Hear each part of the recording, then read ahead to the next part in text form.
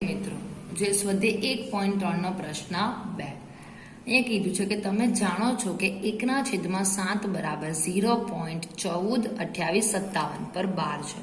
વિદ્યાર્થી મિત્રો 1/7 નો ભાગાકાર કરતા તો અહીંયા આપણને મળે છે 0.142857 પર 12 છે. તો શું તમે ખરેખર ભાગાકારની લાંબી પ્રક્રિયા કર્યા વગર, એટલે કે આપણે ભાગાકારની લાંબી પ્રક્રિયા કર્યા વગર 2/7, 3/7, 4/7, 5/7 અને 6/7 ની દશાંશ અભિવ્યક્તિ શું મળે, એટલે કે આપણને પોઈન્ટમાં જવાબ શું મળે તેનું આપણે કે અનુમાન કરી શકો. એટલે કે આપણે શું કરવાનું છે, એનું અનુમાન કરવાનું છે. તો વિદ્યાર્થી મિત્રો ધ્યાન આપો, 1/7 છે તેનો ભાગાકાર આપણી પાસે છે 0.142857 પર 12 છે. એટલે કે ભાગાકાર કરતા આપણને કેટલા મળે છે, 0.142857. અહીંયા શું કીધું છે, શું તમે ખરેખર ભાગાકારની લાંબી પ્રક્રિયા કર્યા વગર, એટલે આપણે ભાગાકાર કરવાનો નથી.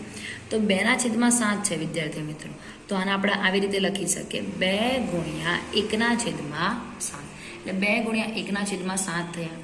આની તો આપણને કિંમત આપેલી જ છે, તો લખીએ 2 ગુણ્યા 0.142857. તો વિદ્યાર્થી મિત્રો આપણને કિંમત આપેલી છે. હવે આપણે શું કરવાનું છે, ગુણાકાર કરવાનો છે.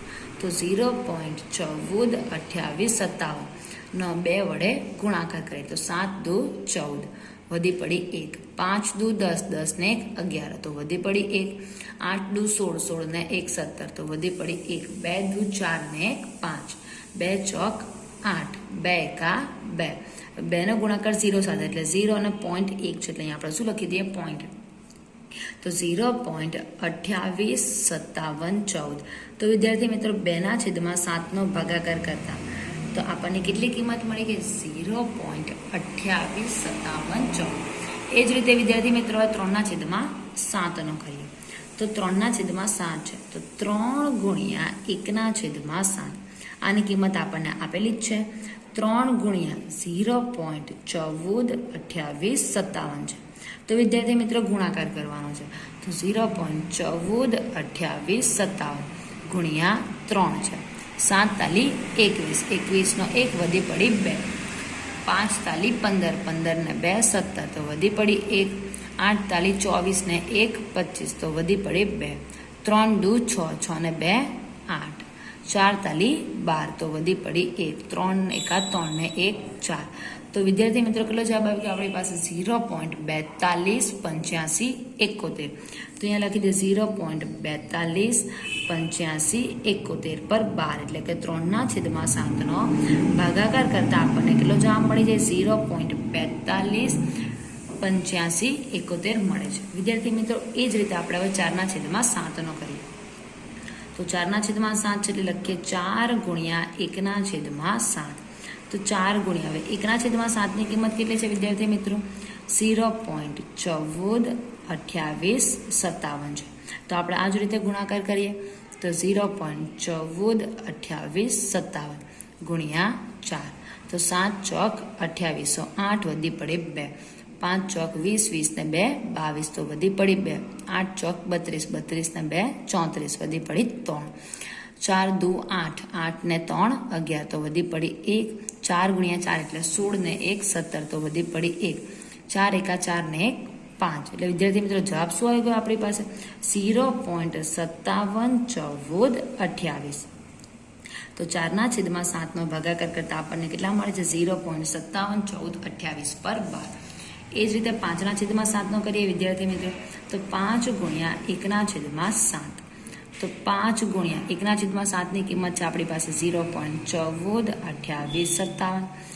ગુણાકાર કરી દઈએ, 0.142857 ગુણ્યા 5, તો 7 પંચા 35, 5 વધી પડી 3, 5 5 25, 25 ને 3 28, તો વધી પડી 2, 8 પંચા 40, 40 ને 2 42, વધી પડી 4, 5 દુ 10, 10 ને 4 14, વધી પડી 1, 4 પંચા 20, 20 ને 1 21, વધી પડી 2, 5 એકા 5 ને 2 7. તો વિદ્યાર્થી મિત્રો જવાબ આપણી પાસે આવી ગયો 0.714285 પર 12. તો 5/7 નો આપણને ભાગાકાર કરતા મળે. એ જ રીતે 6/7 છે વિદ્યાર્થી મિત્રો, તો 6/7, તો 6 ગુણ્યા 1/7, તો 6 ગુણ્યા 0.142857. તો આપણે ગુણાકાર કરી દઈએ. 0.142857 ગુણ્યા 6. તો 7 છંગ 42, 42 2 વધી પડી 4. 5 છંગ 30, 30 ને 4 34 વધી પડી 3. 8 છંગ 48, 48 ને 3 51 તો વધી પડી 5. 6 દુ 12, 12 ને 5 17 વધી પડી 1. 6 ચોક 24 ને 25 તો વધી પડી 2. 6 એકા 6, 6 ને 2 8 એટલે 0.85 71 42 છે. એટલે એનો ગુણાકાર શું આવી ગયો વિદ્યાર્થી મિત્રો આપણી પાસે? 0.85 71 42 પર 12 છે. તો આ રીતે આપણે ભાગાકારની લાંબી પ્રક્રિયા કર્યા વગર ઇઝી રીતે આપણે ગુણાકાર મેળવી શકીએ છીએ. વિદ્યાર્થી મિત્રો જે સ્વાધ્યાય 1.3 નો પ્રશ્ન 3. તો અહીંયા કીધું છે પી પૂર્ણાંક હોય અને ક્યુ શું કીધું છે? શૂન્યાંતર પૂર્ણાંક હોય. તેવા પીના છેદમાં ક્યુ એટલે કે અંશ અને છેદવાળા સ્વરૂપમાં નીચેની સંખ્યાને દર્શાવો. એટલે વિદ્યાર્થી મિત્રો આ સંખ્યાને આપણે અંશ અને છેદવાળામાં આપણે શું છે દર્શાવવાનું છે. તો વિદ્યાર્થી મિત્રો અહીંયા શું કીધું છે? 0.6 પર લીટી છે એટલે કે એને આપણે શું કહીએ છીએ? 12 છે. 12 એટલે કે આ સંખ્યા વારંવાર શું થાય છે? રિપીટ થાય છે. એટલે કે વિદ્યાર્થી મિત્રો આપણે ધારો કે x બરાબર 0. હવે 6 પર 12 છે એટલે શું કરીએ? 6 6 6 6 6 તો અનંત સુધી ચાલ્યા જ કરશે. એટલે કે આમ 12 લખેલો એક સંખ્યા પર 12 છે એટલે કે એ જે એક સંખ્યા છે એ શું થાય છે? વારંવાર રિપીટ થાય છે. એટલે કે આપણે ધારો કે x બરાબર 0.6666 એ રીતે અનંત સુધી ચાલ્યા કરે છે. તો આને આપણે શું આપી દઈએ? સમીકરણ 1. તો વિદ્યાર્થી મિત્રો ખાસ ધ્યાન આપજો. અહીંયા આપણી પાસે એક સંખ્યા ઉપર 12 છે. એક સંખ્યા ઉપર 12 છે એટલે આપણે કે 10 વડે ગુણવાનું. જો બે સંખ્યા પર 12 હોય એટલે કે આપણે 100 વડે ગુણવાનું. 3 સંખ્યા પર હોય તો આપણે 1000 વડે ગુણવાનું. તો વિદ્યાર્થી મિત્રો અહીંયા આપણી પાસે એક સંખ્યા ઉપર 12 છે માટે આપણે બંને બાજુ શું કરી લઈએ? હવે 10 વડે ગુણી દઈએ. તો લખીએ કે બંને બાજુ 10 વડે ગુણતા. તો વિદ્યાર્થી મિત્રો બંને બાજુ એટલે કે અહીંયા અને અહીંયા આપણે બંને બાજુ 10 વડે ગુણવાનું છે. તો હું x ને 10 વડે ગુણું એટલે શું થશે? 10x. તો વિદ્યાર્થી મિત્રો અહીંયા હવે આપણે 10 વડે ગુણવાનું છે એટલે એક પોઈન્ટ શું ખસી જશે? પાછળ ખસે. એટલે કે 6.6666 એવી રીતે ક્યાં સુધી? અનંત સુધી ચાલ્યા કરે. તો આને આપણે લખી દઈએ સમીકરણ નંબર 2. જો વિદ્યાર્થી મિત્રો હવે બે સંખ્યા ઉપર 12 હતી એટલે અહીંયા આપણી પાસે કેટલા આવી જશે? 100 આવી જશે. અને અહીંયા આપણે કેટલા એમ કે 1 અને 2 એટલે 2 પોઈન્ટ આપણે ખસી જશે. પણ અહીંયા આપણી પાસે એક સંખ્યા ઉપર 12 છે માટે આપણે કેટલા વડે ગુણી લીધું? 10 વડે. તો વિદ્યાર્થી મિત્રો ધ્યાન આપો કે સમીકરણ 2 માંથી એક આપણે શું કરવાનું છે? બાદ કરવાનું છે. તો સમીકરણ 2 માંથી સમીકરણ 1 બાદ કરતા. તો વિદ્યાર્થીઓ સમીકરણ 2 માં એટલે આપણે અહીંયા ડાબી બાજુના જમણી બાજુના લખીએ. તો 10x છે એમાંથી આપણે 1 એટલે x બાદ કરવાના છે. તો 10x માઇનસ x. એ જ રીતે અહીંયા આપણી પાસે 6.6666 માઇનસ 0.6666 બાદ કરવાના છે. તો 10 માંથી વિદ્યાર્થી મિત્રો 1 જશે એટલે કેટલા આવશે? 9x આવી જાય. હવે આમાંથી આપણે સંખ્યા શું કરવાની છે? બાદ કરવાની છે. તો આપણે રફમાં બાદ બાકી કરી લઈએ. તો 6.6666 એવી રીતે ચાલ્યા જ કરે છે. અને આ શું છે? 0.6666 છે. તો બાદ બાકી કરવાનું છે એટલે 0 0 આવી જશે વિદ્યાર્થી મિત્રો. 6 માંથી 0 જાય તો કેટલા રહે? 6. એટલે બાદ બાકી શું હોય કે વિદ્યાર્થી મિત્રો? આની 6. તો x બરાબર 6/9 છે. તો 3 2 6 3 તાલી 9. તો 3 3 શું થઈ ગયા વિદ્યાર્થી મિત્રો? કેન્સલ. તો x બરાબર 2/3. તો આપણને p ના છેદમાં q સ્વરૂપમાં સંખ્યા મળી ગઈ. વિદ્યાર્થી મિત્રો છે દાખલા નંબર 2. તો અહીંયા આપણને રકમ આપેલી છે 0.47. એમાં 7 ઉપર શું કરેલ છે વિદ્યાર્થી મિત્રો? 12 કરેલો છે. 12 એટલે કે 7 શું થાય છે? વારંવાર રિપીટ થાય છે. તો આપણે ધારી લઈએ. ધારો કે x બરાબર 0.4. 7 છે એટલે 7 વારંવાર શું થાય છે? રિપીટ થાય છે. તો આને આપણે લખી દઈએ સમીકરણ નંબર 1. તો વિદ્યાર્થી મિત્રો જે સંખ્યા પર 12 હોય ને એટલી સંખ્યા આપણે શું કરવાની હોય છે? રિપીટ કરવાની.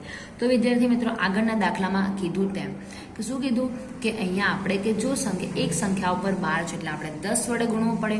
બે સંખ્યા પર 12 હોય તો આપણે 100 વડે ગુણવું પડે. 3 સંખ્યા પર 12 હોય તો આપણે 1000 વડે ગુણવું પડે. તો અહીંયા આપણી પાસે એક સંખ્યા ઉપર 12 છે એટલે બંને બંને બાજુ શું કરીએ વિદ્યાર્થી મિત્રો? આપણે 10 વડે ગુણી દઈએ.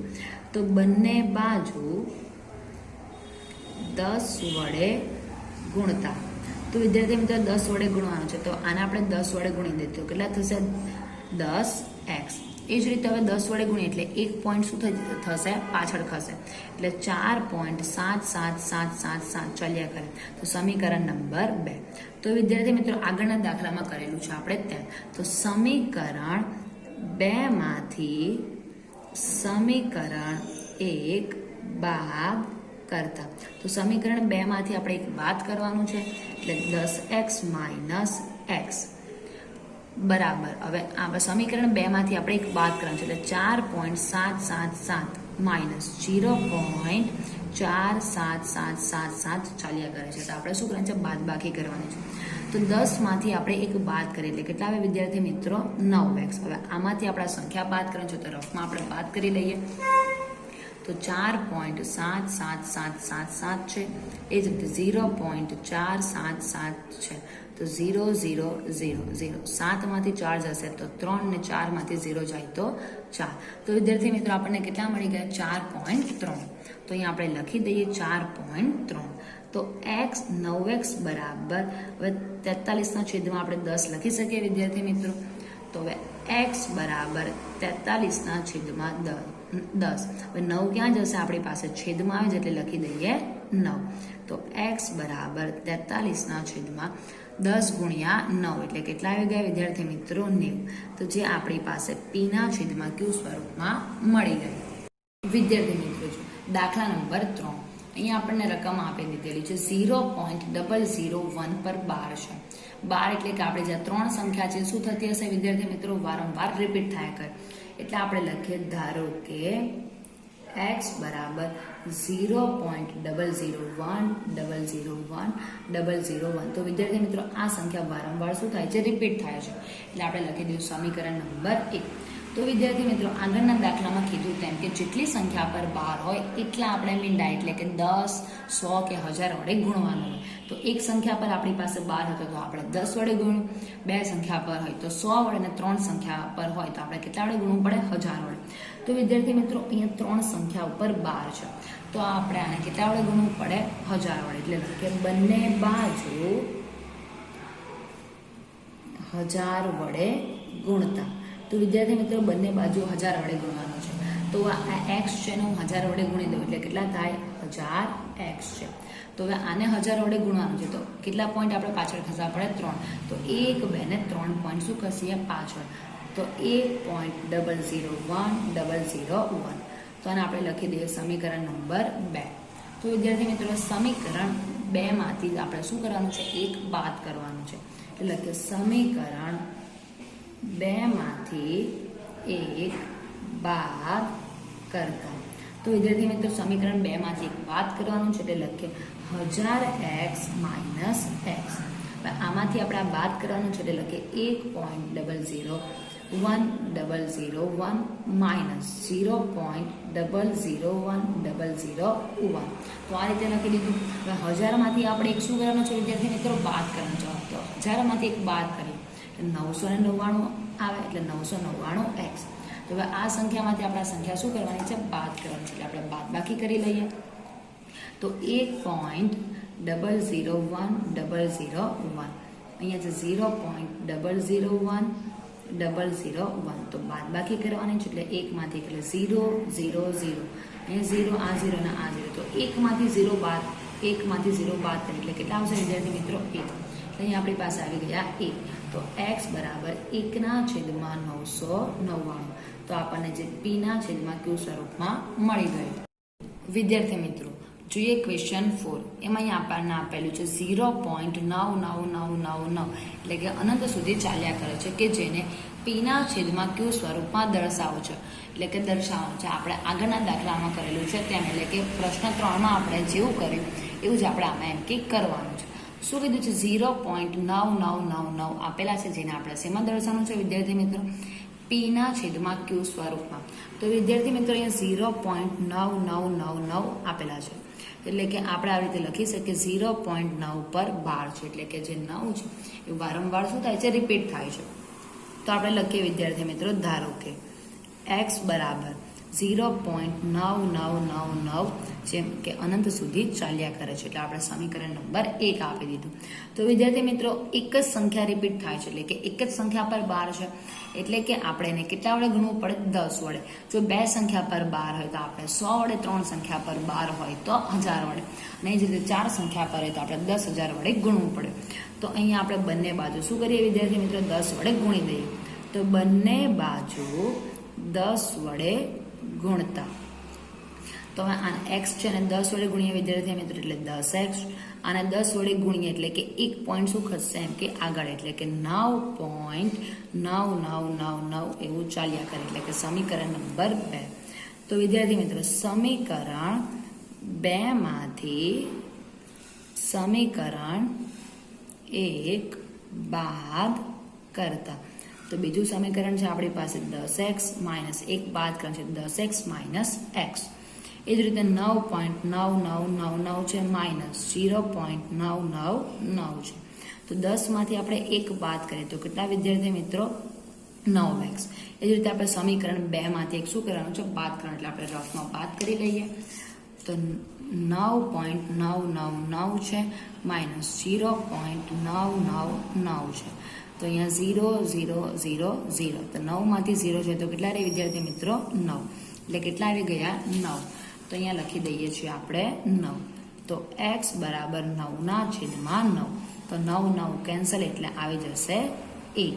તો આપણને શું મળી ગયું વિદ્યાર્થી મિત્રો? x બરાબર 1. એટલે 1/1 લખો અથવા 1 લખો જે આપણે p ના છેદમાં q સ્વરૂપમાં દર્શાવી શકીએ છીએ.